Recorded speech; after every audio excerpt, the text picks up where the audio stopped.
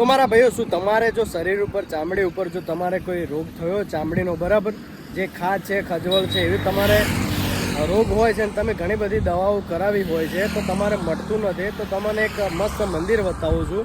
ત્યાં આગળ તમારે જાજુ નથી કરવાનું, ખાલી 10 રૂપિયાની એક મીઠાની થેલી જે માનવાની છે અને તમારે જે માનતા કરવાની છે, બરાબર. એટલે તમે જેવી મીઠાની થેલી એક જ કરવાની છે. કોઈ લોકો જે ઘણા લોકો જે કટ્ટા માનતા હોય છે, બરાબર, એટલે મટી ગયા પછી કટ્ટા મૂકતા હોય છે, તો એ લોકો માટે ખાસ કહું છું કે તમે જો મીઠાની જે થેલી માનો છો ને, તો મીઠાની થેલી તમે અવશ્ય અહીંયા મૂકો, બરાબર. તો આ છે મેઠાનો જે ઢગો તમે જોઈ લો. આ લાગ આવે તો લાખોમાં મીઠાના જે નાના કટ્ટા જોવા મળી રહે છે. અહીંયા શું પબ્લિક જે માને છે તો અવશ્ય જે અહીંયા એમની માનતા પુણ્ય થતી હોય છે. જે ઘણા લોકો જે દવાઓ કરાવતા હોય છે, ઘણા લોકો જે ઘણો ખર્ચો કરતા હોય છે, જે ચોબડીનો રોગ હોય છે, બરાબર. તો આ મંદિરના અંદર જે તમે અવશ્ય જો ચામડીનો રોગ હોય ને, તમે અહીંયા જો અવશ્ય તમે માનતા માનો છો ને, તો અવશ્ય તમારી માનતા પુણ્ય થતી હોય છે. તો ગાઈસ, તમને જે ખોલી માતાના જે દર્શન કરી દો, અંદરથી જોઈ લો. તમે પણ જો માનતા માનો છો તો અવશ્ય તમારી માનતા પુણ્ય થશે. ગમે એવી દવાઓ કરાવી હશે તો અહીંયા તમે પણ એકવાર અવશ્ય માનતા માનો તો અવશ્ય તમારી માનતા પુણ્ય થશે, જો શ્રદ્ધા રાખશો તો. અને અહીંયા કંઈ તમારે જાજુ મૂકવાનું નથી. તમે જે મીઠું મૂકો ને, એ મીઠું મૂકવાનું છે, એ પણ સસ્તું આવે છે, બરાબર. તો તમે અહીંયા માનતા માનો છો તો અવશ્ય તમારી માનતા પુણ્ય થતી હોય છે.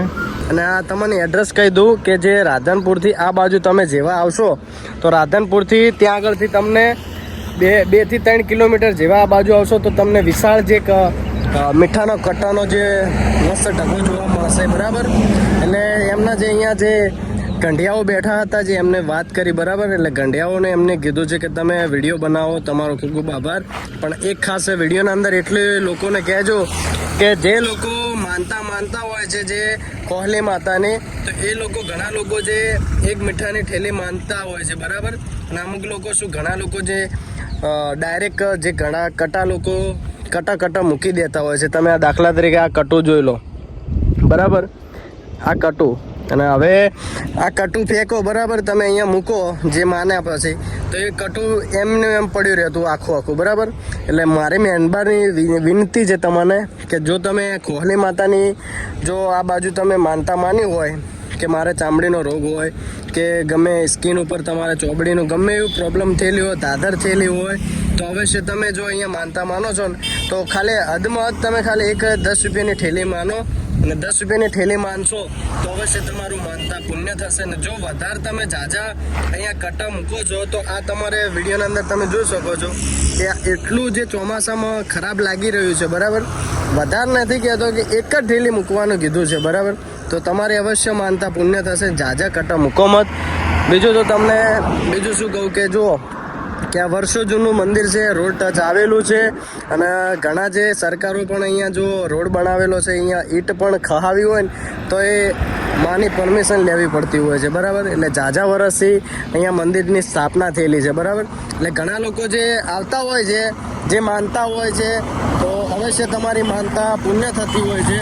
તો તમે પણ અહીંયા જો મંદિરે આવતા હોય તો અવશ્ય તમે, મારી આટલી નમ્ર વિનંતી છે કે તમે પણ જોઈ લો કે નીચે જઈને તમને બતાવી દઉં કે વિશાળ પર્વત જોવા મળી રહ્યો છે, આખો જોઈ લો.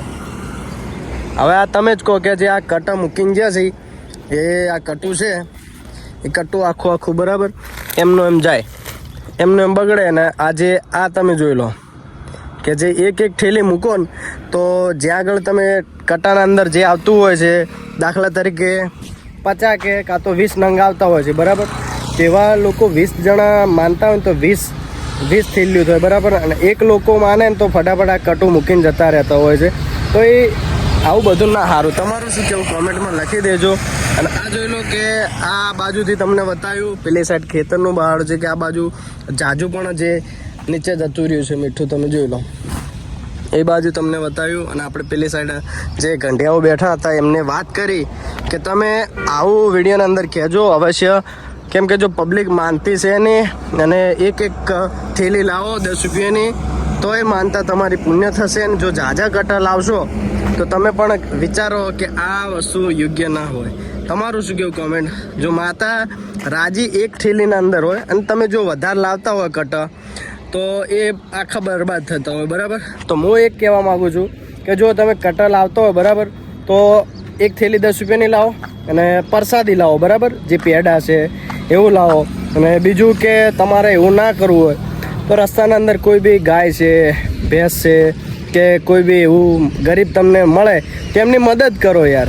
તો શું કે તમારે મદદ કર્યા પછી શું કે અવશ્ય એ લોકોની મદદ થતી હોય છે અને તમારી માનતા પણ પુણ્ય થતી હોય છે. ખાલી તમે અહીંયા 10 રૂપિયાની થેલી મૂકો ને તો તમારું કામ પુણ્ય થતું હોય છે. એટલે મારે શું આ એક જ નમ્ર વિનંતી હતી કે તમે બીજી પેલું મંદિર જોયું છે, બરાબર, કે જ્યાં આગળ પાણીની બોટલો ચડાવવામાં આવતી હોય છે, ત્યાં આગળ પણ પાણીનો બોટલનો પહાડ બની ગયો છે. અને આ જોઈ લો કે આ જગ્યાએ મીઠાનો પહાડ બની ગયો છે. એટલે લોકો શું કે હવે ખાલી કામ થઈ ગયા પછી છે ત્યાં આગળ અધડોકો મૂકીને જતા રહેતા હોય છે. એટલે એ લોકોને ખાસ વિનંતી છે કે તમે આટલું કરજો કે જ્યાં આગળ તમે 10 રૂપિયાનું માનતા હોય ત્યાં આગળ વધારે ના મૂકો. બીજું કંઈ કહેવા માગતો નથી. અને વધુ કહું છું કે જો કોહલી માતાની માનતા હોય, તમારે જો કોહલી માતાની જો માનતા હોય તો અવશ્ય તમારે જો પુણ્ય થતી હોય છે, બરાબર. એટલે બીજું કંઈ જાજુ આપણે વિડીયો લોગો કરતા નથી. અવશ્ય તમે અહીંયા મુલાકાત લો મંદિરની અને વિડીયો જોતા હો તો વિડીયો જોઈને તમે પણ માનતા માની શકો છો. અને પછી તમે દર્શન કરવા આવો તો અવશ્ય તમારું દર્શન ત્યાં જે તમે માનતા માની હોય એટલે મીઠાનું થેલી મૂકવા આવો ને એટલે અવશ્ય તમારું માનતા પુણ્ય થયેલી હોય એટલે મીઠું થેલી મૂકીને જશો તો અવશ્ય માનતા પુણ્ય થશે, બરાબર.